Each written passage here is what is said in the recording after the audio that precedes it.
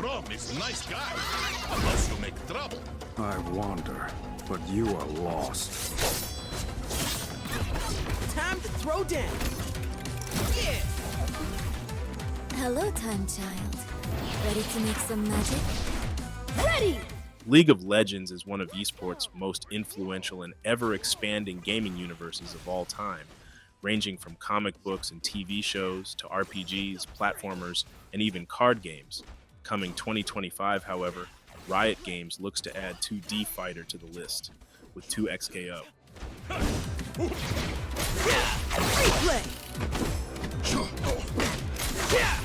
Replay. At first glance, 2XKO looks absolutely stunning with its blend of vibrant colors and anime style of animation, similarly to Guilty Gear, which isn't a far-fetch of a comparison. In fact, it was really hard not to notice how heavy Guilty Gear's inspiration was for this alpha. During my time with 2XKO, I was visually stunned with how simple yet smoothly each of the 6 playable characters blended within the environment and with each other. Oftentimes, I got lost viewing these dynamic 2D stages, not because they were large, but because they all felt so alive. Whether it be the peaceful feeling of Ionia, the bustling underbelly of Piltover, or the rowdy and rough bars of Bilgewater, each stage gave us another piece of the world and told its own story. I even managed to discover some small Easter eggs to the bigger League of Legends lore and even possible new fighters such as a poster for an Aatrox skin in Bilgewater or a graffiti image of Jinx in Piltover, which is a neat little look at what's to come. Although the stages are dynamically interesting, the same can't be said about the various fighters. With how most fighting games are nowadays, I was hoping to see the different fighters interact with one another in a way that teased their various lore, relationship, and the world at large instead of just being 2 people in a brawl. Take, for example, Tekken or Mortal Kombat. Each fighter has some sort of banter or taunt that makes them feel like more than just a one-minded punching bag when going up against their opponent. It's not a total deal breaker, but it is a shame that characters with notable history within the lore, like Yasuo and Ahri or Illaoi and Braum, have nothing to say to each other to clue newcomers into the League universe instead of saying the same lines over and over.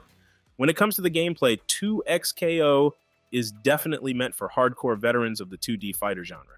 Being new to 2D fighters, I found myself often confused on how to do basic combos and counters, becoming immediately overwhelmed and oftentimes trampled by much experienced players whenever I went online. Most of the confusion came from the controls. 2XKO doesn't really explain any of the button mappings or controls, leaving players to figure out which button mapping is S1 and S2. It would be a huge help if I can see what my button mapping is instead of just selecting pad 1 or KB. I did notice, however, that some of the controls, most notably the assist function, tended to not respond when needed to.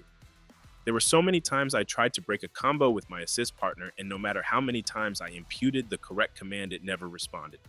I would chalk this up as a simple alpha build bug, but it was super frustrating to lose a match over unresponsive button controls. Once you do finally understand the controls, you'd realize that 2XKO is incredibly fun to play, even if you aren't a fan of 2D fighters.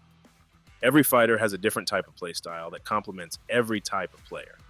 Take Illaoi or Braum, who are bruiser-type fighters. Their movesets aren't very flashy or have a lot of mobility, but they hit hard, knocking opponents across the screen. But all-rounder or rushdown type fighters such as Echo or Yasuo can easily overwhelm the opposition with flashy, quick striking combos.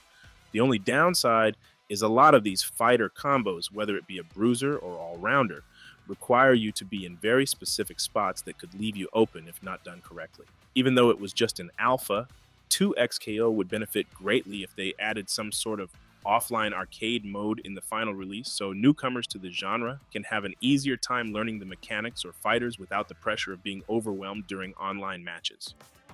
Much like a lot of fighters nowadays, 2XKO offers a rather interesting approach to player socialization. Once you finish creating your own unique avatar, you can take them into these arcade-style settings with other players eager to make a name for themselves. I found myself spending most of my time in these spaces getting to know new players and watching some of their matches on the big screen. Even though it was only an alpha, you could tell Riot is paying close attention to player customization and socialization this time around. These virtual hangout spaces aren't as robust as the Tekken 8's Fight Lounge, but they still had plenty to offer and tease us with, especially with a DJ booth and item shop being included in the final build. When you're ready to throw down, just head to either a marked or an open game cabinet and let the battle begin. It wasn't hard getting into a match either. There's always someone looking for a partner or an open cabinet for you to use with very little delay. I barely experienced any sort of lag or load times during or in between matches, which is a godsend in the fighting game community. All in all, even though it was only an alpha build, 2XKO is shaping up to be one of the best, newest contenders for the fighting game genre, with heavy inspiration from Guilty Gear and Tekken blending perfectly with Riot's talent for world building. 2XKO should be on everyone's radar. Although there are a lot of aspects that need to be fixed, this alpha proves 2XKO is headed in the right direction, and I, for one, can't wait to get my collective butt kicked when 2XKO drops sometime in 2025. Genius plays! Echo wins!